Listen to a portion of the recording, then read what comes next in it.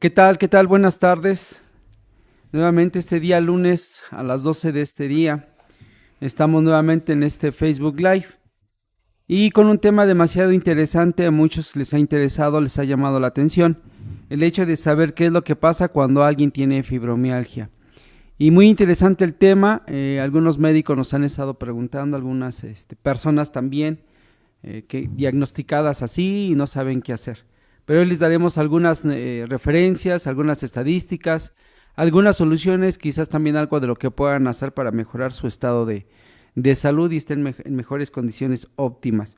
Bien, doctor Dismar, iniciamos en esta tarde ya con este tema tan interesante, fibromialgia. ¿Qué es la fibromialgia, doctor? Bueno, eh, estaremos hablando de la fibromialgia, que es un tema bastante complicado, como bien decías. Mira, la fibromialgia hay quien la considera una enfermedad, pero más que una enfermedad se considera un estado de salud. ¿Por qué te digo que un estado de salud? Porque es una enfermedad a la cual se llega fundamentalmente por descarte de diagnósticos. O sea, hay un cortejo de síntomas muy parecido, uno va descartando, sobre todo, ejemplo, estos pacientes que pueden llegar a un clínico, a un médico familiar, a un rehabilitador, a un reumatólogo, y empieza a hacer un proceso de descartación de esta enfermedad no es, esta enfermedad no es tampoco, esta tampoco, esta tampoco, esta tampoco, hasta que al final decide, bueno, hay un problema real en el sistema músculo-esquelético, hay un problema fundamental en el tejido conectivo, o sea, porque es una enfermedad del tejido conectivo, por lo tanto, que no encaja con ningún otro diagnóstico y la vamos a colocar en el cuadro de fibromialgia si cumple con otros criterios más que se le hacen aparte del examen físico específico para determinarlo. Pero como bien te lo decía, es un estado de salud que termina produciendo un cuadro clínico de una enfermedad típica, de una enfermedad funcional que termina limitando la capacidad funcional del paciente, la capacidad laboral, la capacidad adaptativa, la capacidad de respuesta, la capacidad psicológica del paciente la va mermando. Ok, doctor. Ahora, algo que algunas personas piensan que si esto es hereditario, o sea, alguien se lo, papá, mamá, abuelito, bisabuelo, algo pasó así. Bueno, te diría que sí, que al igual que todas las colagenosis, porque pertenece a este grupo, al igual que todas las colagenosis, tiene un patrón hereditario. Se plantea que esta enfermedad estadísticamente es más frecuente en mujeres que en hombres.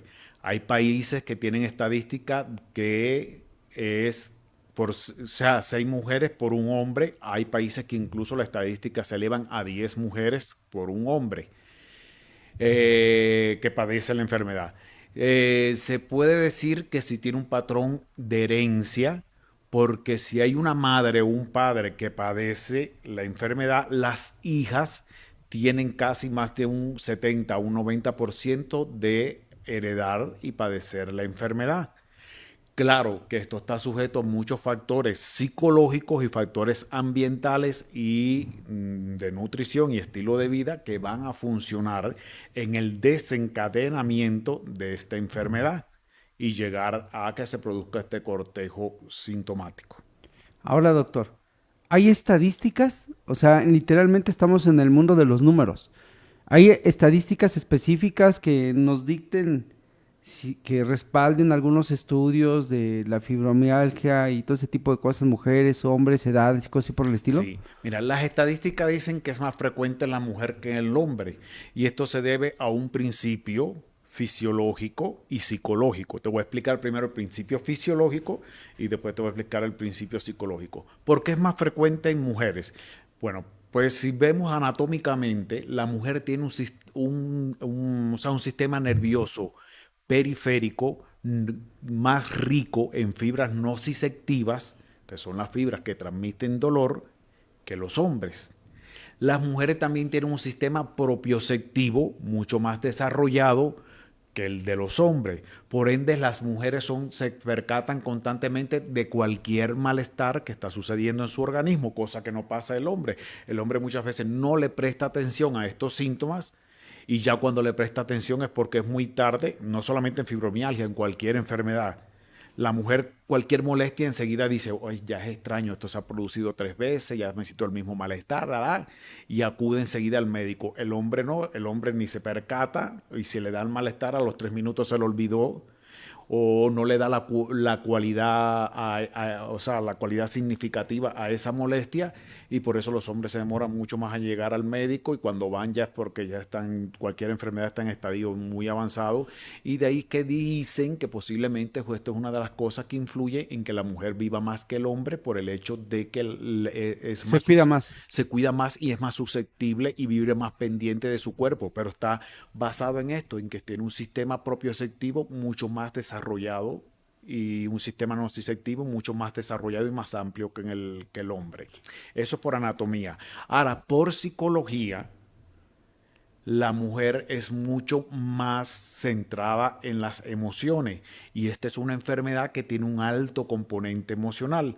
Estadísticamente se ha registrado que casi todas las personas, más del 70 a un 90% de las pacientes que padecen fibromialgia han tenido antecedentes de problemas traumáticos acumulados a los cuales no le han dado una solución posiblemente o o no han tratado bien este problema psicológico o han cargado con esa carga de resentimiento, sobre todo predomina en este caso este sentimiento de ira reprimida, resentimiento, represión y por eso se dice que que la mujer tiene en este proceder psicológico mucho más tendencia a este padecimiento y esto está apoyado atrás por un desencadenamiento de redes neurológicas que se fabrican en esto, o sea, redes neurológicas de plasticidad, que más adelante te hablaré de un experimento que se hizo en Michigan con esto.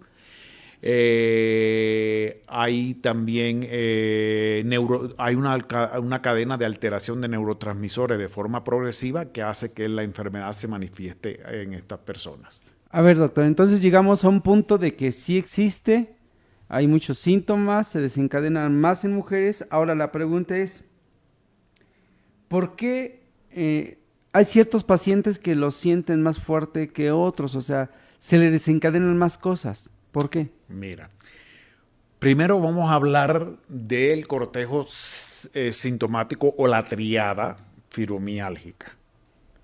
Y esta triada fibromiálgica está caracterizada por 3 síntomas que van a ser común en todos los pacientes. Primero, el dolor. El dolor que generalmente una de las características que tiene este dolor es que aparecen 2 signos que a los neurólogos lo identifican y lo buscan mucho, que se llama alodinia e hiperalgesia. ¿Qué significan estos 2 términos? No voy a entrar a explicarlo detalladamente. Alodinia e hiperalgesia significa que sensaciones o estímulos que normalmente en una persona normal no producen dolor, en una persona con fibromialgia sí producen dolor. O sea, quiere decir, yo te rozo levemente, te hago esto aquí así y esto no produce dolor. Sin embargo, una persona con fibromialgia, eso le puede desencadenar un cuadro doloroso. La explicación, ya te la di en una parte, se debe a que tiene un sistema nociceptivo mucho más amplio, tiene muchos mayores receptores para el dolor, pero el problema no solamente que tiene muchos más receptores, sino hay algo que se llama umbral del dolor. Mientras más alto sea el umbral del dolor, cualquier proceso para desencadenar dolor tiene que tener una intensidad mucho más alta. El paciente con fibromialgia, una de las cosas que se caracteriza es que tiene un nivel umbral del dolor pero muy bajo, casi pegado o por debajo incluso muchas veces del umbral de sensibilidad normal. Por eso es que te digo, la hiperalgesia o la alodinia pues, es muy frecuente en estos pacientes. Otra de los componentes de la triada es la fatiga. La fatiga generalmente, y después te voy a explicar en parte por qué, está dada fundamentalmente porque hay una baja producción de energía en estos pacientes, donde su metabolismo, tanto por la actividad cerebral como por la actividad neurológica o nociceptiva, baja el umbral metabólico de estos pacientes, sobre todo a nivel muscular, y es muy frecuente que estén siempre o en cansancio o fatiga. Y este mismo cansancio o fatiga, que es muy difícil de recuperar y se parece un poco a lo que se conoce como el síndrome de fatiga crónica, desencadena la tercer síntoma de la triada, que es los problemas del sueño. Es muy frecuente en estos pacientes el problema del sueño, ya sea que tengan insomnio de cualquiera de sus formas o de manifestaciones, o pacientes que duermen, pueden dormir sus horas normales, pero cuando se levantan no han logrado, no ha sido un sueño reparador, y por lo tanto al no ser un sueño reparador continúa incrementándose el nivel de la fatiga o el nivel de cansancio. Esta es la triada clásica. No obstante a esto, hay otras cosas que van a predominar en dependencia de las características que predominen según el estilo de vida del paciente, según el trabajo, según muchos Eso se le factores que agrega, ¿no? influye, que va a ser la cefalea y la migraña como un cuadro asociado, el problema de digestivos, que es también muy frecuente, los problemas digestivos asociados a los problemas intestinales como intestino irritable, problemas del microbioma, los problemas hepáticos y de vesícula biliar, y los problemas incluso de control de la presión arterial, control de o sea, alteraciones en la función renal, que es muy también típico de la enfermedad, y la apnea obstructiva del sueño, que también es muy típica que acompaña esta enfermedad. Doctor, a ver, en esta parte es muy importante porque las personas cuando empiezan a ver algunos síntomas, se hacen estudios sin consultar a un doctor. Esa es una parte, y los que también consultan a un doctor. Van y se hacen estudios. Y se hacen estudios. Dice que se hacen estudios o se empiezan a atender. ¿Qué sucede, doctor? O más bien, ¿hay estudios específicos para poder, estudios clínicos que demuestren que hay fibromialgia? Porque las personas, al irse a hacer un estudio, pues quieren saber qué tienen. Sí. Pero no saben qué tipo de estudios, o si hay estudios o no los hay. Mira, de hecho, tú te hablas con cualquier reumatólogo y cuando el reumatólogo te dice, ya yo sé cuando un paciente viene con fibromialgia, porque viene con una maleta o un maletín lleno de estudios clínicos habidos y por haber, de laboratorio, imaginología, de todo habido y por haber, y no se encuentra resultado. Exactamente. No hay ningún estudio que dé la aprobación de que existe la fibromialgia. O sea, ningún estudio clínico de laboratorio. Por eso te digo que es una enfermedad, los reumatólogos o los ortopedistas o los rehabilitadores, que generalmente que los neurólogos quienes terminan diagnosticando esta enfermedad, y como te digo, es por un proceso de descartación, pues es la que dicen, bueno, mira, si no tienes ni problema en esto, ni problema en esto, ni problema en esto, ni problema en esto, y te duele y tienes todos estos dolores, y tienes problema del sueño, y tienes problema eh, eh, de fatiga y cansancio, entonces posiblemente estemos frente a una entidad conocida como fibromialgia. Pero no existe ningún examen de laboratorio que lo dé.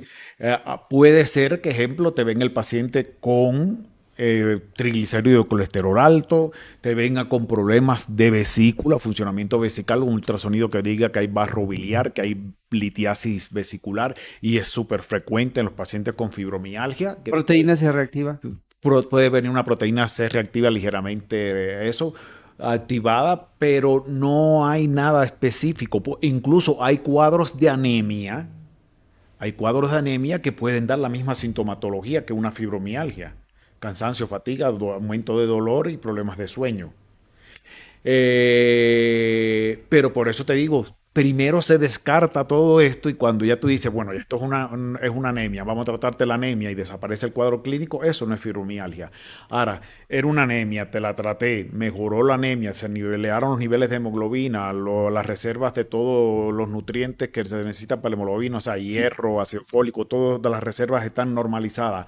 Continúas con el mismo cuadro, no hay un factor reumatoide positivo, no hay otra alteración que indique este hecho estudio electrofisiológico está normal, las radiografías están normal, o puede ser que tengas un simple proceso osteoartrósico desarrollado. Entonces, puedo ubicarte y encasillarte en el cuadro de una fibromialgia. A ver, doctor, entonces, pero si hay algún tipo de estudio de apoyo, o sea, si hay estudios de apoyo, o sea, que lleguen contigo y a ver, doctor Dismar, yo traigo estos estudios, o tú les mandarías hacer algún estudio más específico. Mira, el estudio diagnóstico. Primero, vamos a hablar de cuál es el estudio diagnóstico de eso, para decir esta enfermedad. Primero es la interpretación clínica. Como te decía, descarté, quité todos los laboratorios que no me dieron absolutamente nada, descarté todo el proceso de la enfermedad. Entonces paso a determinar algo muy importante, que si es patoneumónico la enfermedad, se llama el diagnóstico de los 18 puntos. Ok, ok. El paciente tiene que cumplir con una regla donde hay 18 puntos del cuerpo que se exploran, que son obligatoriamente dolorosos en este paciente, y por lo menos el paciente de esos 18 debe tener como mínimo 12 o sea, Confirmar. diagnosticar y encasillar a este paciente en una enfermedad funcional de tipo fibromiálgico o fibromialgia reumática, como también puede aparecer, o reumatismo de partes blandas, como también puede ser que en otras literaturas puede aparecer. Y entonces, una vez diagnosticados estos 18 puntos, como te digo, es una enfermedad tan multifactorial, multicausal, que viene por la acumulación de tantos trastornos, pues entonces sí hay estudios que me pueden ayudar a ir mejorando esta enfermedad, que como bien lo dice su nombre, es una enfermedad también crónica o es un estado de salud crónico. Reversible, sí, en cierto grado, pero no desaparece. El paciente tiene una de las cosas que hay que enseñar al paciente a aprender a vivir con esta entidad clínica, a aprender a cómo controlarla y a cómo evitar que caiga en crisis y evitar que las crisis sean intensas, porque realmente llegan a tener crisis tan intensas que los paralizan o lo evitan que puedan desarrollar cualquier actividad, incluso los puede llevar hasta estado de postración. Ahora, ejemplo, a mí me ayuda mucho para trabajar con los pacientes con fibromialgia un estudio epigenético. Ok. Como bien te decía, un estudio epigenético me va a ayudar a determinar qué carencias tiene este paciente, a los cuales voy a suplementar o le voy a dar, y tratando esas carencias, pues el paciente va a mejorar su estado funcional, su estado metabólico. También, o sea, el estudio del microbioma. Tratar el microbioma, pues como te decía, gran parte de ellos tienen problemas digestivos que están muy relacionados fundamentalmente con intolerancias a los alimentos, exposición a ciertos alimentos que ya hemos hablado, como ejemplo, exposición al gluten, que crea en muchos pacientes permeabilidad, alergias alimenticias, algunos tipos de alimentos. Pues ir corrigiendo todo esto me va a ayudar al que vaya mejorando progresivamente el paciente. También, digamos, ahí ya yo empiezo a derivar el tratamiento y veo que predomina. Si en este paciente, ejemplo, yo digo, predomina el estrés. Es un paciente que por su trabajo vive estresado, por una situación familiar X vive estresado, predomina el estrés. Ya sabemos que el estrés aquí está asociado a problemas del cortisol. Y si hay problemas del cortisol, pues ya sabemos que hay sobrecarga de la suprarrenal, sabemos que hay problemas de variación de la presión arterial, sabemos que hay problemas de inflamación crónica, que se va a empezar a inflamar el paciente en diferentes lugares, independientemente de la fibromialgia. Hay cuadros también, se va a agravar los trastornos del sueño, por lo tanto, pues yo tengo que trabajar allí con adaptógenos, como ejemplo la ashwagandha, la radiola, algunos de estos suplementos que me van a ayudar a mejorar este estado. Otros que mitiguen y apacigüen el efecto del estrés sobre la suprarrenal, y sobre el efecto del estrés o sea, del cortisol sobre el intestino, protectores de mucosa, demás y demás, y esto me va a ir orientando. La fisioterapia también es obligatoria en estos pacientes. La fisioterapia, y está comprobado científicamente que hay terapias alternativas como la acupuntura, el yoga, el tai chi, que también ayudan mucho a mejorar el estado clínico de estos pacientes, pero sobre todo también la terapia psicológica. Debe ir apoyado con una terapia psicológica, como es el caso de la medicina cognitiva conductual, es la que mayor resultado ha dado. ¿Por qué te decía esto? Porque al principio cuando te hablaba de la génesis de esta enfermedad, uno de los grandes importantes es el acúmulo de traumas psicológicos que tienen la gran mayoría de estos pacientes, que este gran acúmulo de traumas psicológicos no resueltos, creados donde hay una base de resentimiento, donde hay ciertos predominios de ciertos sentimientos o emociones negativas, o reacción a las emociones negativas de una manera desproporcionada, hacen que el paciente se agrava o caiga en crisis. Y esto tiene mucho que ver con cuando mencionas todo ese tipo de detalles, doctor. ¿Aumenta el cortisol en estos pacientes? Sí, por eso tiene que ver con aumento de cortisol, pero tiene también que ver con trastornos de otros neurotransmisores, como es trastornos a nivel de la vía de la serotonina, melatonina, y trastornos a nivel de la vía de la acetilcolina. Doctor, me comenta César del laboratorio Farmacels, dice que si una electromiografía, sí es de utilidad. ¿Sería de utilidad? Una electromiografía es de utilidad para descartar que Ah, no ok. haya una miopatía. Ah, ok, ok, ok. ¿Por qué? Porque o sea, una electromiografía no me va a dar casi absolutamente nada, aunque te voy a hablar de una condición muscular que tiene el paciente con fibromialgia, pero primero voy Que a se puede responder. confundir. Sí, primero voy a responder esto, o sea, para llegar a lo otro. O sea, yo puedo hacer una electromiografía para descartar que hay un problema muscular de una enfermedad miopática X, o también que hay una enfermedad en la conducción del sistema nervioso Mm, motor, ok, ok, sí. o en la integración del arco reflejo. Y eso me descarta y me dice, pues no hay esta enfermedad. Pero no hay un signo patológico que aparezca en cualquier estudio electrofisiológico, no la electromiografía sola, en cualquier estudio electrofisiológico no hay un estudio, no hay un detalle singular que me diga es típico o patoneumónico, como se dice clínicamente, de esta enfermedad. Sin embargo, sí, histológicamente podemos ver que estos pacientes en la parte de la placa neuromuscular hay una mala acumulación de un neurotransmisor que se llama la acetilcolina, donde la acetilcolina no se libera de la placa motora, no se metaboliza bien y crea una estructura histológica que se llama gelosa, que aunque tampoco es patoneumónica de la fibromialgia, pero sí es muy frecuente en la fibromialgia, casi en el 99,9% de los ¿Qué se casos, encuentra ahí? que es la gelosa, que es una acumulación anormal de acetilcolina y desencadena estos 18 puntos dolorosos, más o el resto de todos los demás puntos tigres o punto gatillo, como también se conoce en la literatura médica, en la presencia del paciente. Y que una de las cosas que va a ser el tratamiento, sobre todo el tratamiento de rehabilitación y algunos tratamientos de medicina alternativa, es tratar de ayudar a mejorar el metabolismo, la liberación de esa acumulación de acetilcolina. Ok, entonces, a ver, ya empezando a aterrizar un poquito las ideas en cuestión de cómo identificarla. Ahora, ¿cómo empiezas a eliminar lo que es la acetilcolina? Porque dices, se acumula, ahí está. Ahora, ¿cómo hacemos reversible este proceso? Bueno, una de las cosas para hacer reversible el proceso de la acetilcolina es, empezar a eliminar todos los alimentos ricos en colina. Por ejemplo, el huevo es una fuente rica de colina, las suplementaciones de que tengan algo rico en colina, los vegetales verdes oscuros, sobre todo tienen un nutriente que se llama oxalato de calcio. El oxalato de calcio es un irritante natural sobre las terminaciones nerviosas libres, sobre la placa motora, pero también sobre el sistema de los ligamentos y tendones. Cuando hay un exceso por eso a veces que las pacientes dicen, no, yo tomo jugo verde. Oiga, cuidado, el jugo verde tiene altas concentraciones de oxalato de calcio y pueden precipitar dolores tendinosos o pueden precipitar dolores musculares, porque esto es un irritante de este nivel.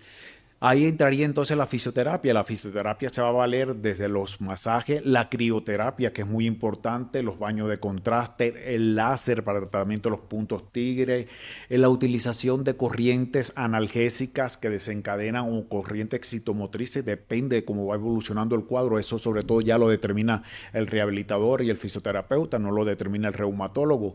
Y va tratando con corrientes e ir eliminando el estado de respuesta de este músculo. y así sucesivamente. El ultrasonido también, las diatermias, las camas de campo magnético y la acupuntura o incluso la punción seca. Hay una técnica que se llama punción seca que está últimamente pues agarrando un poco de fuerza en el campo de la rehabilitación, sobre todo cuando se hace ecoguiada, o sea, guiada con Ujú. ultrasonido, donde uno con el ultrasonido descubre la formación de esta gelosa, hace allí algunos cortes donde aumenta el riego sanguíneo, hay liberación de fascias, de liberación de otros neurotransmisores y se ayuda a eliminar un poco la acetilcolina. Ok, doctor, a ver, ya empezamos a comprender no solamente qué es, cómo se da, algunas situaciones de ADN, cómo identificar. Aquí lo que es inquietante, doctor, es que en algunos casos empiezas a comentar de que alguien se toma un jugo verde y pues en lugar de ayudarle le perjudica. Hablamos ahora de tratamientos convencionales. Hay pros y contras. Háblame un poco de los contras, porque si no está bien diagnosticado que es fibromialgia, ¿qué tratamiento se le da a un paciente con fibromialgia y le dan un tratamiento convencional? Mira, una de las cosas es, los reumatólogos esto lo tienen muy bien visto, al igual que los neurólogos y los médicos rehabilitadores que saben manejar esta enfermedad. Como bien el síntoma predominante es el dolor, más no la inflamación, que casi siempre se asocia dolor e inflamación junto, pues uno de los grandes errores que se cometen muy a diario es que estos pacientes sean tratados con antiinflamatorios. ¿Cuál es? Pero darnos un nombre. Digamos, todos los AINE, y ahí me refiero, ejemplo, naproxeno, ibuprofeno, diclofenaco, Porque la gente le duele y luego sí, primero van a la exactamente. farmacia y se compran esto. Los antiinflamatorios, este grupo de antiinflamatorios, pues no resuelve nada en la enfermedad, incluso al contrario, puede agravar el cuadro clínico. Y lo mismo pasa con los esteroides que también tienen función antiinflamatoria, como la prednisolona, metilprednisolona, tampoco van a suplir ni van a mejorar el cuadro clínico. Y a veces un error tratar a estos pacientes con infiltraciones con esteroides en zonas dolorosas porque realmente no va a resolver. El cuadro no es inflamatorio, el cuadro es de dolor, o sea, como te decía al principio, es un predominio de la hiperalgesia y la lodinia. Entonces, sí hay que trabajar más que nada en medicamentos que logren controlar las señales dolorosas o nociceptivas. Entonces, ahí sí trabajo con analgésicos, que pueden ser desde los analgésicos más leves o clásicos hasta los analgésicos de tipos opioides que logran ya controlar los dolores severos, pero también hay un analgésico que funciona a nivel cerebral, porque esto no solamente es una alteración a nivel periférico, también es una alteración a nivel cerebral central, son los analgésicos que llevan en su componente el GABA. El GABA Mm. sabemos que es un inhibidor de la excitación o de la actividad cerebral intensa, que después te voy a hablar. ¿Pero qué es el GABA? Porque Después pregúntame sí, de un experimento que se hizo en Michigan y te voy a hablar ahorita, de esto. ahorita te lo recuerdo. O sea, el GABA, de los medicamentos que tienen que ver con el neurotransmisor del GABA, la GABA se llama ácido gabaminobutírico ¿Es correcto? y pertenece a los neurotransmisores que controlan o inhiben la actividad cerebral. No es excitador, este es inhibidor. Y ahí está el ejemplo, los más comunes en nuestro mercado farmacéutico es la pregabalina o la gabapectina, cualquiera de los dos. Por eso es que algunos anticonvulsivantes han respondido fundamentalmente a esto. Pero, como bien te decía, además del problema de dolor, de la conducción nerviosa, hay otro problema que se asocia y es que el dolor tiene una intensidad y uno percibe la intensidad porque para eso está reeducado el sistema nervioso, pero también el cerebro, de acuerdo a tu comportamiento psicológico, tus características, tu personalidad, tu carácter o temperamento, todo esto influye, tú le das una cualidad a ese dolor. Entonces, esa cualidad está mediada por otra serie de neurotransmisores, como ahí entra la serotonina. Por eso muchos medicamentos para la depresión que está también asociada a esta enfermedad, es muy frecuentemente que aparezca depresión asociada a esta enfermedad, la gran base de los tratamientos que están aprobados sean antidepresivos, que pueden ir desde los antiguos antidepresivos tricíclicos, como es el caso de eh, Algo muy conocido. ay, se me fue el nombre de ahora, eh, la mitritilina, que fue el primer fármaco de elección para tratar la enfermedad, como puede llegar hasta ahora el caso de la duoloxetina, que es uno de los fármacos que más se está usando por el poder que tiene en el metabolismo de la serotonina, o sea, ese eje de triptófano, 5-HTTP, serotonina, melatonina, que los regula y ayuda a controlar esa expresión de cualidad sobre el dolor y ayuda a mejorar mucho el cuadro clínico de los pacientes. De ahí que muchos pacientes muchas veces tengan que ser redireccionados hacia la consulta de psiquiatría para asociar y mejorar el cuadro clínico de la fibromialgia. Doctor, la doctora Angélica Luna nos comenta y nos pregunta, para hacer reversible esto que menciona del neurotransmisor de acetilcolina, ¿podríamos recomendar además de la alimentación de colina el suplemento de colina? Sí, al contrario, hay que ayudarlo a eliminar porque hay un exceso de producción de colina. Entonces, la acetilcolina viene del metabolismo de la colina. Si uno indica más colina al paciente, más exacerba, más sustrato hay para fabricar más acetilcolina. Y uno de los problemas es que estos pacientes fabrican demasiado acetilcolina y la metabolizan muy mal. O sea, además de fabricar mucho, la metabolizan mal, o sea, la degradan más lentamente. Entonces, pues sí, la colina no puede ser un suplemento aquí. Al contrario, los inhibidores de la colina sí pueden, sí son los que entran más que nada acá. Ok, bueno, entonces, en pocas palabras, cuando un paciente es mal diagnosticado y le dan medicamento convencional, en lugar de mejorar, empeora. Hay quien O, mejor, no, te digo, el de medicamento convencional depende, como te decía, el médico que lo trate con antiinflamatorios y esteroideos o no esteroideos no va a va a mejorar. perjudicar al paciente, Ok. va a agravar el Eh, cuadro clínico. O el paciente que sin hacerle caso al médico dice, ay, mire, me diagnosticaron fibromialgia, tengo una crisis de dolor ahora, me voy a poner un diclofenaco con B1, B6 y B12, que es muy común en la farmacia, o me voy a poner un complejo con dexametasona. Va a agravar aún más el cuadro sí, clínico de su porque es enfermedad. inflamatorio. Sí, incluso ya sabemos que esto puede desencadenar algunas respuestas a nivel cerebral y algunas respuestas a nivel muscular. Entonces, ya te digo, esta enfermedad, por el punto de vista de lo que es la medicina convencional, tradicional, hospitalaria, se trata fundamentalmente con analgésicos, con psicofármacos, como los que había explicado, y con relajantes musculares.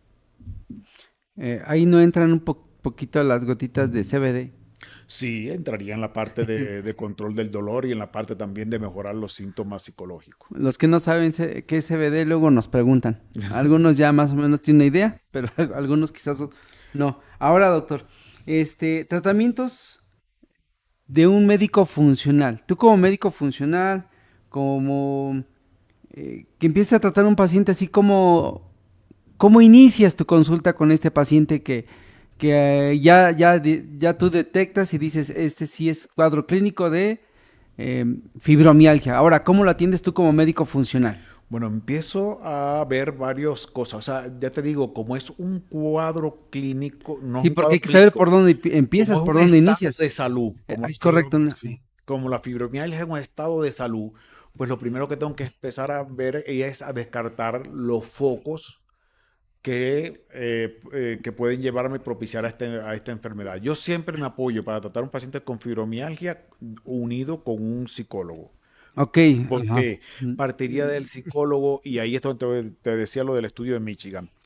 Se hizo este estudio en la Universidad de Michigan, se basó en lo siguiente: agarraron pacientes con fibromialgia y pacientes sin cuadro de fibromialgia donde no había reacciones de hiperalgesia ni alodinia, que no tuvieran ninguna entidad clínica ni tuvieran ningún problema inflamatorio asociado, osteomía articular que diera alguna manifestación. Se sometieron a unas pantallas donde aparecían palabras con cargas positivas y palabras con cargas negativas o connotación negativa. Y se convió en esta investigación que los pacientes con fibromialgia, su cerebro se estimulaba o se excitaba demasiado frente a la presencia de las palabras negativas y no frente a la presencia de las palabras positivas, donde se encendían muy pocas áreas. Cuando en las personas que no tenían la alteración de la fibromialgia respondían muy bien a las palabras positivas, se encendían muchas áreas del cerebro con las palabras positivas y muy pocas con las palabras negativas. Y a este proceso se le conoce como el nombre de sincronización explosiva. Y es muy típico que sucede en esta enfermedad. Y tiene que ver, como te digo, mucho con el aprendizaje de conductas o de darle solución a emociones. Entonces, por eso obligatoriamente este paciente tiene que llevar un tratamiento psicológico o a veces tiene que llegar hasta incluso a tratamiento psiquiátrico para ayudar a cambiar toda la modulación de la respuesta conductual, para llegar incluso a cambiar todo este funcionamiento de neurotransmisores que tienen que ver, como te decía, con el problema de las emociones positivas. Si ahí vemos que hay afección en el área de las emociones positivas, pues ahí vemos que la serotonina y dopamina pues deben tener su problemita. Ahora, otro factor va a ser empezar a arreglar el ciclo circadiano que en estos pacientes se alteran demasiado. ¿Por qué se alteran demasiado? Porque ya vimos que una de las sintomatologías más importantes en estos pacientes son los trastornos del sueño, que forma parte de la triada típica de la enfermedad. Entonces, pues yo comenzaría con mejorar todo lo que es la reeducación del sueño, empezar a reeducar toda la parte del ciclo circadiano, las actividades de vigilia, cómo distribuir el día, cómo organizar la actividad durante el día. Muchas veces en esto me puede ayudar un terapeuta ocupacional. El terapeuta ocupacional, que trabaja más que nada con la parte ergonómica, me puede ayudar a organizar la parte ergonómica del paciente, cómo trabajarla y hacer una disciplina de vida. Y hay muchas cosas que estaríamos hablando aquí, pero sería casi prácticamente otro podcast. También estaría hablando con los procesos de desintoxicación. Hay estudios muy importantes que han visto, sobre todo hay un estudio publicado en PubMed, donde hay una correlación muy directa entre problemas de la vesícula biliar, problemas hepáticos, con la fibromialgia. De hecho, se puso muy de moda a partir de esta investigación por error que a todos los pacientes de fibromialgia operarlo de la vesícula biliar, sacarle la vesícula para que mejoraran. Y es que no, sucedió que se encontró que hay una alteración donde hay pacientes donde tienen, ejemplo, disquinesia biliar, donde tienen presencia de litiasis biliar, donde tienen presencia de lodo biliar, que ya empieza a aparecer un ultrasonido, la presencia de lodo biliar, pues estos pacientes tenían crisis exacerbada de fibromialgia y sobre todo más del lado derecho. Cuando se hacía la cirugía y se estirpaba la vesícula, pues mejoraba ese cuadro de dolor. Pero todos sabemos que es por la inervación que tiene normalmente la vesícula, también por los movimientos del diafragma, que también tienen que ver mucho con esto y con el control del nervio frénico a través del nervio vago, como rama del nervio vago, que ayuda también a controlar y modular el dolor. Todo el mundo sabemos el efecto que tiene la respiración, por eso el tai chi y el yoga hacen buen efecto en estos pacientes, porque a través de la respiración uno logra controlar el umbral del dolor y logra elevar el umbral doloroso. Entonces, pues sí funciona, me ha funcionado con algunos pacientes procesos de desintoxicación hepática. Si no es la clásica esa desintoxicación hepática, Por jugos. que sí, que se conoce, si hay suplementos para limpiar el Ok. hígado, si hay dieta para ayudar a limpiar la vesícula y el Entra lodo ahí biliar. cuando de lo que mencionas en dieta, aplica un poco cuando dejas de comer 12, 14, 16 horas, conocido como el ayuno. Mira, el ayuno intermitente sí se ha investigado en esta enfermedad y puede perjudicar y agravar al paciente cuando ¿Por está en qué? estado de crisis. Por esto mismo, porque hay un proceso inflamatorio intestinal. Hay un proceso inflamatorio intestinal que si no lo resuelves con un proceso de disquinesia biliar, con un proceso de mala regulación del microbioma, que si no resuelves primero esto entras a O este sea, país. primero hay que resolver el microbioma y después el hígado. Sí, pues te voy a explicar por qué hará esto. El problema es que entras a este paciente en un proceso de ayuno. El proceso de ayuno ya de entrada, ¿qué es lo que es? Es una dieta restrictiva. ¿Y qué te dije al principio que formaba parte de la triada de esta enfermedad? Dolor, cansancio y fatiga y trastorno del sueño.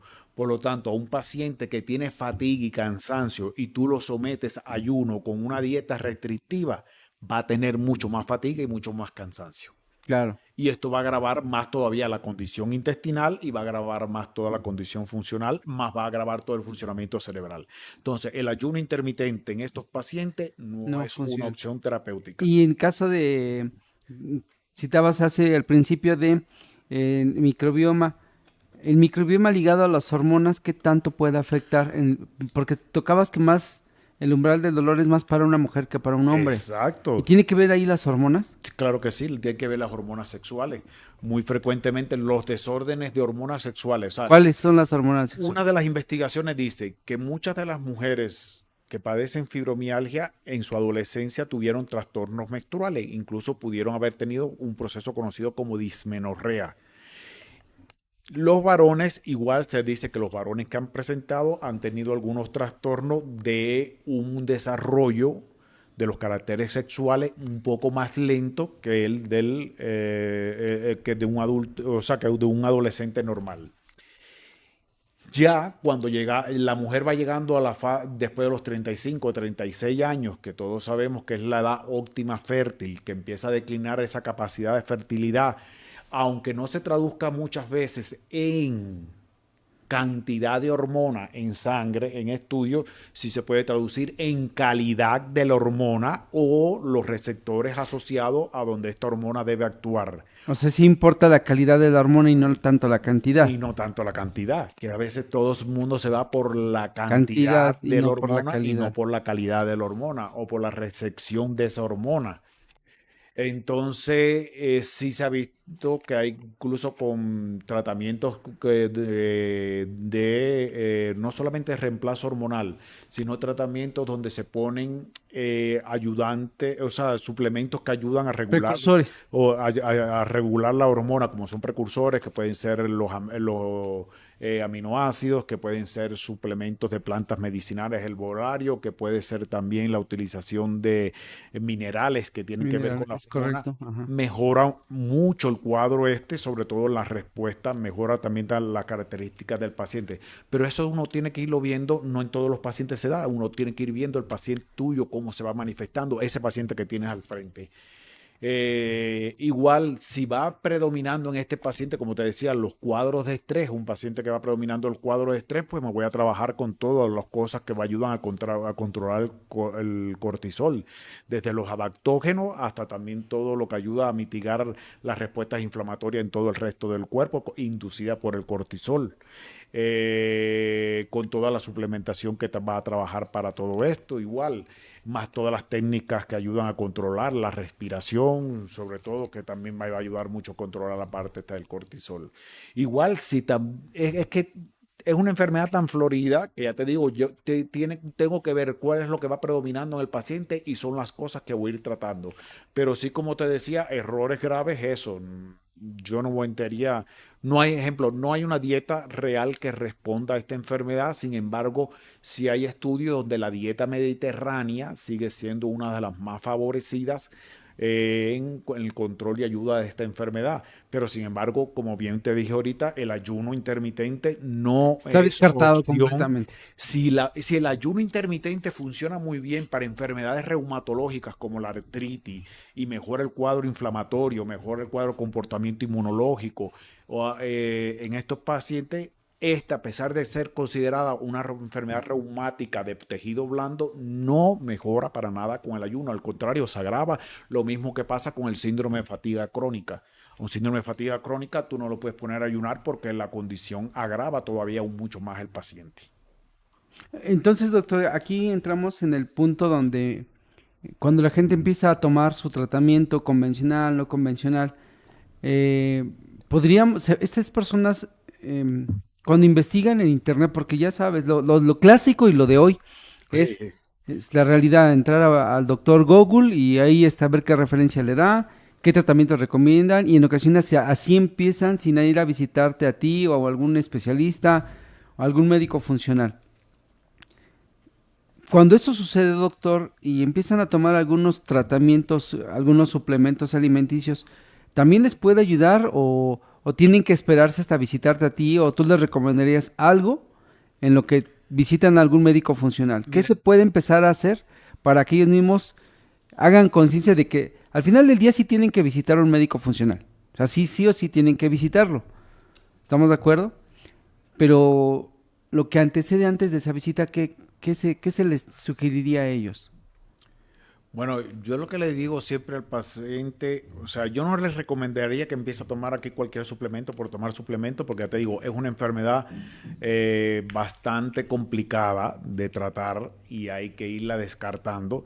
Pero sí podía, ejemplo, ir comenzando con la atención con un psicólogo, que va a ayudar mucho en el proceso. Sí podría comenzar a hacer lo que es incorporar en su vida diaria ejercicios de respiración, ejercicios de tai chi, ejercicios de yoga. Aunque el ejercicio es importante en esta enfermedad, no es o sea, no se puede entrar a un gimnasio o se puede entrar a hacer ejercicio en la casa o ejercicios aeróbicos porque muchas veces agrava o perjudican esta enfermedad si no es debidamente dosificado, controlado y una vez que uno logra estabilizar, como te digo, el comportamiento este neuromuscular que hay. Pero sí, ejemplo, el tai chi, el yoga, e ir eliminando alimentos ricos en colina como el huevo o alimentos que, ejemplo, alteran el funcionamiento de la vesícula o también alimentos que inflaman como el gluten, los lácteos. ¿Por qué? Porque ya se saben que en los adultos, pues muchos adultos, Te decís que el pan y el café y los lácteos, no, la gente no los deja. no, yo sé que eso es difícil, pero es algo que está metido en la cultura del ser humano, más del mexicano, pero sí hay que empezar a tener hábitos alimenticios correctos. Y entonces, pues una de las cosas es que el Que sí o paciente... sí, no hay negociación aquí, tienen que dejar el gluten y tienen que dejar el... Exacto. Ejemplo, hay formas de carbohidrato, porque, o sea, como te decía, la dieta sí tiene que llevar hidratos de carbono en estos pacientes por la falta de energía que tiene. Pero hay hidratos de carbono que son de liberación lenta, como es el caso de, ya entraría el caso de los tubérculos, dígase aquí en México, camote, que es la batata o el boniato para otras culturas, sobre todo en el horario de la noche, en la cena, el camote ayuda a liberar triptófano, ayuda a que el triptófano se metabolice, se convierta y llegue hasta la degradación de transformarse en melatonina y mejorar el proceso del sueño, más ayuda mitocondrialmente por los componentes de carbohidrato que tiene a mejorar el proceso de rendimiento muscular. Daría también hay otros tubérculos como la yuca, que aunque estén más bien al sur del estado, pues también lo hay, y las malangas, otro tubérculo que es del sur del país, que también... Doctor, perdón que te interrumpa, para ahorita que citas todos estos alimentos, entonces el estudio de la epigenética sí le ayuda, favorecería mucho sí, por eso al te digo, paciente. yo siempre, no para la fibromialgia, para cualquier enfermedad, el estudio de epigenética me ayuda a... Porque ahí ya estamos hablando de la medicina de precisión. Exacto, estamos hablando de precisión. Ahí con el estudio epigenético yo voy a ir directamente a... El estudio epigenético me va a decir, tienes falta de B12 moderada, ligera O o alta. severa. Ajá. Tienes déficit de, Magnesio. de B1 o de magnesio o de lo que sea. Tienes déficit de tal cosa en tal grado. O tienes exceso de tal cosa en tal grado. Y entonces ya eso me va a ayudar Te facilita a ti como médico especialista, como ¿no? médico decirte, mira, vamos a trabajar con estos suplementos, vamos a irlo entrando así, primero vas a tomar esto, después de que tomes esto vas a entrar con esto, después esto en mayor dosis, esto en menor dosis, esto hay que suspenderlo, esto hay que quitarlo, y vamos a ir, o sea, arreglando completamente el problema sin ir en lo que es el proceso normal que utilizaría un médico clásico, que es el proceso de ensayo, Médico convencional. sí, que es el proceso de ensayo-error. Te pongo esto, veo si da efectividad, si no da efectividad te pongo esto otro, si no da efectividad te pongo esto otro, hasta que encuentre algo que te dé efectividad, pero en eso me meto años. Y eso, fíjate, algunos, bueno, doctores me escribieron, por eso es bien importante que asistan al evento que se va a tener, ¿no?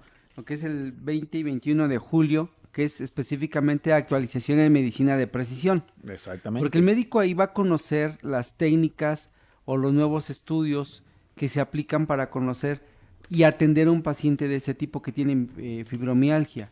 La importancia de tener una herramienta correcta, adecuada, que le ayude a un paciente a que sepa qué va a comer y lo que no debe de comer. ¿Estamos de acuerdo? Exactamente.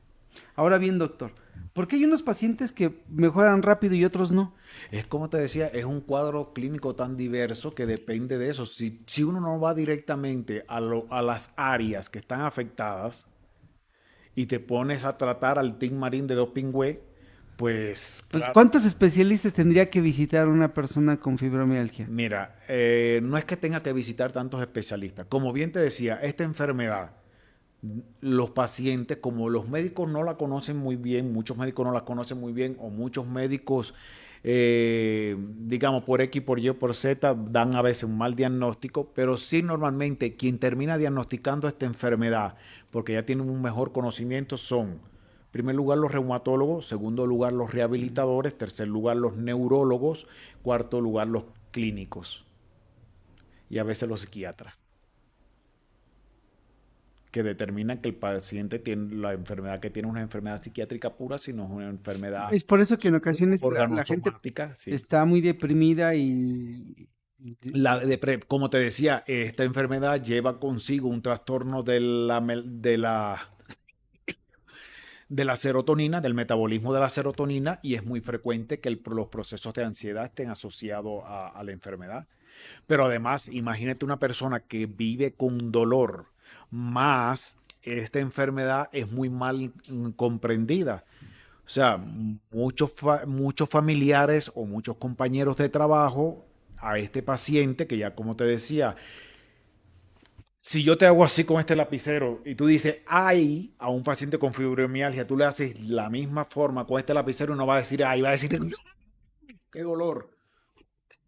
Porque ellos tienen un umbral de dolor mucho más bajo. Entonces, te digo, son incomprendidos, muchas veces los tildan hasta de histéricos y son muy mal manejados y todo el mundo dice, ay, qué exagerado, que esta respuesta al dolor, este siempre está con dolor o esta siempre está con dolor, por todo se queja, cuando de verdad el paciente sí está viviendo ese dolor e intensidad porque tiene un umbral más bajo que tú. Ok, doctor. Entonces, a ver, hablemos del ABC entonces para un diagnóstico más preciso.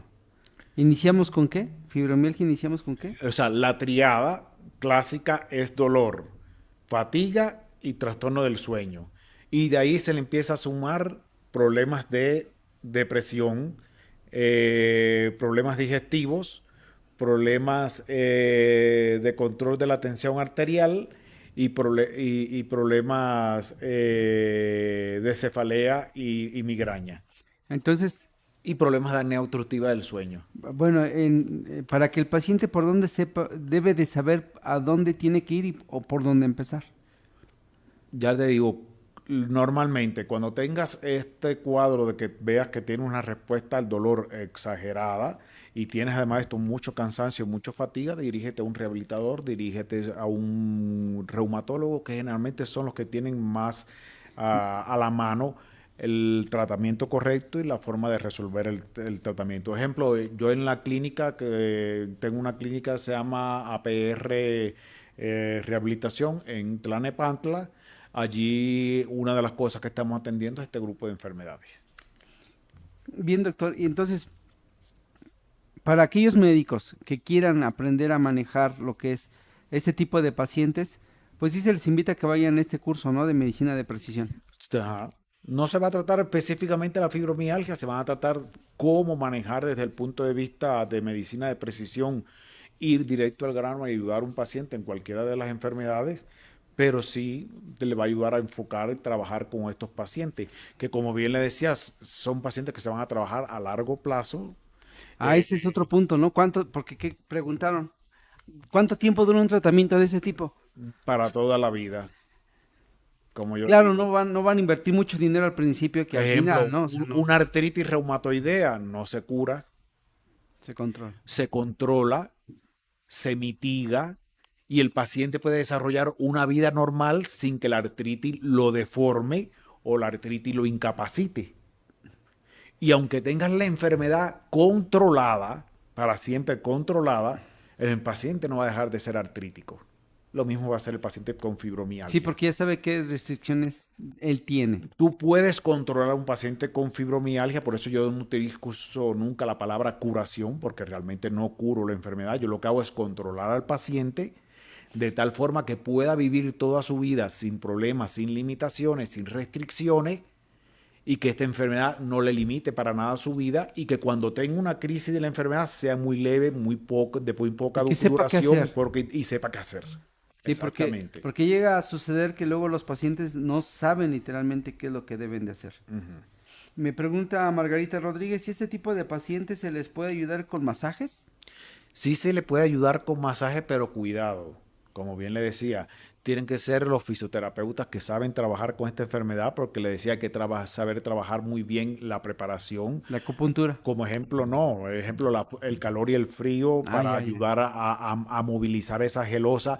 Los masajes, más que masaje normal, el que más ayuda aquí es el masaje miofacial, que es un tipo de masaje para el cual no todo el mundo está capacitado, que no es el masaje terapéutico ese que tú dices, ay, me voy a dar, o que te dan en la playa en un spa. O sea, ese masaje del spa no sirve ¿Tiene para que ver con eso. algo con el drenaje linfático? No tiene, bueno, si el masaje con drenaje linfático puede ayudar, pero tiene que ver más con el movimiento de las fascias musculares Oh, y ya. de las miofibrillas, cómo se trabaja esto.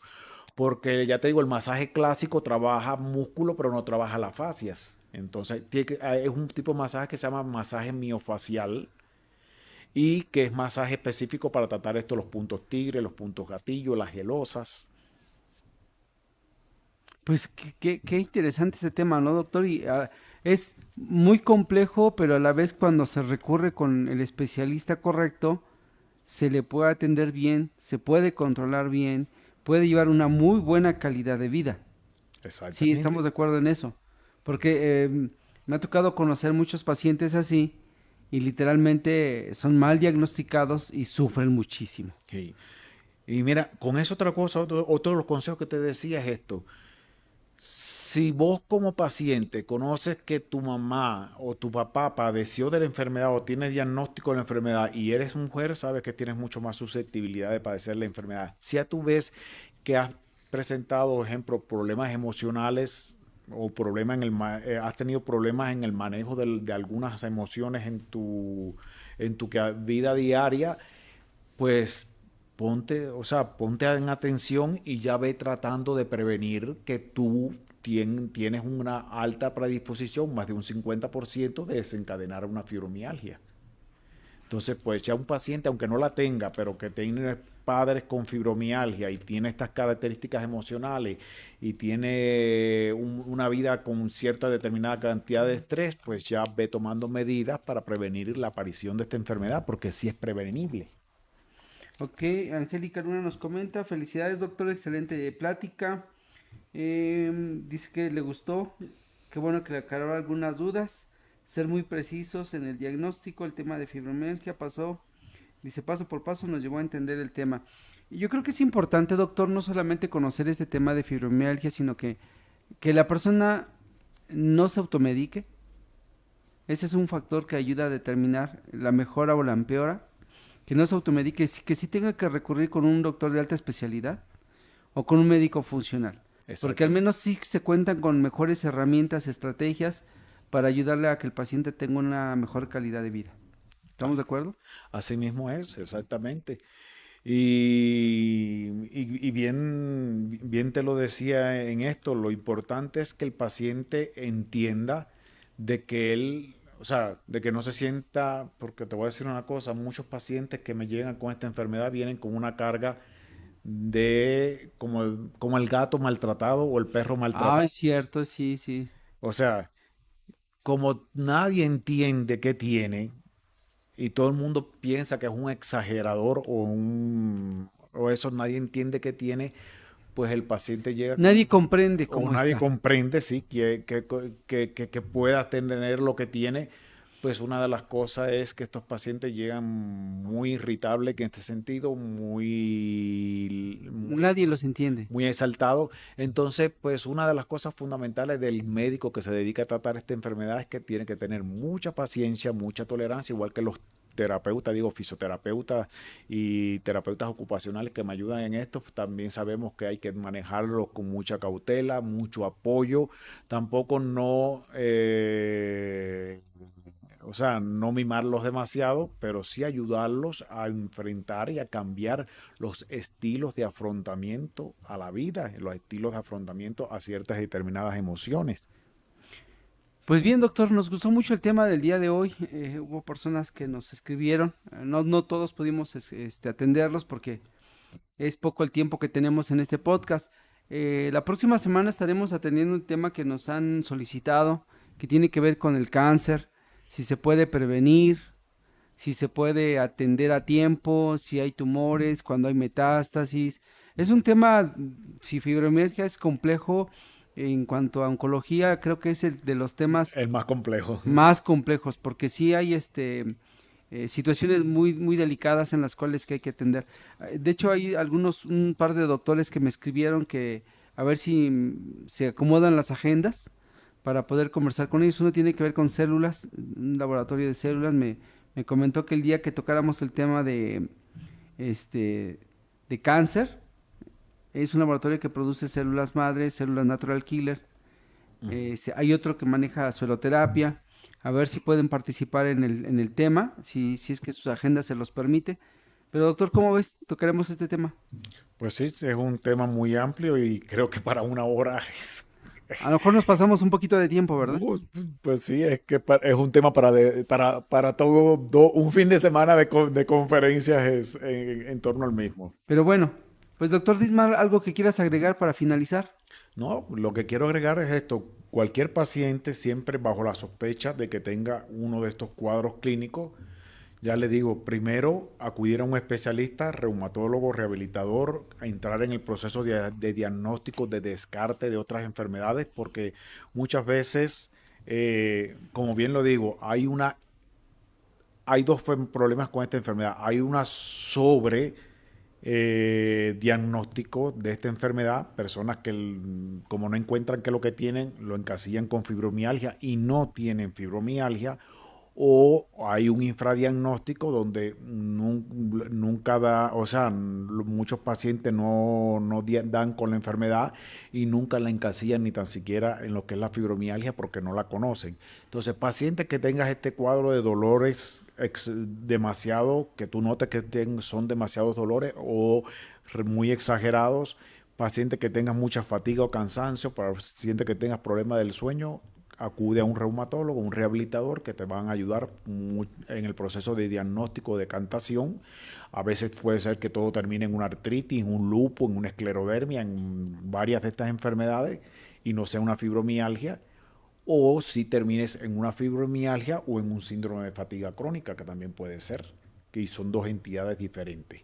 Pero sí, busca la solución y tratamiento porque sí se te puede ayudar en este proceso y evitar un desenlace infeliz que muchas veces terminan muchos pacientes de estos por ser tan incomprendidos, terminan con un desenlace muy infeliz como el suicidio.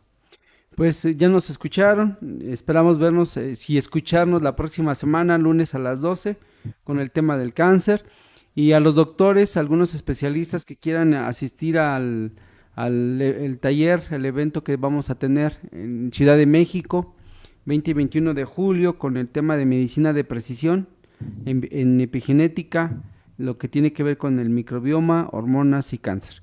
Pues ahí está la invitación. Cualquier pregunta, duda, hasta en el tema del día de hoy y en el posterior, estaremos para servirles. Que tengan una excelente tarde y nos vemos la próxima semana.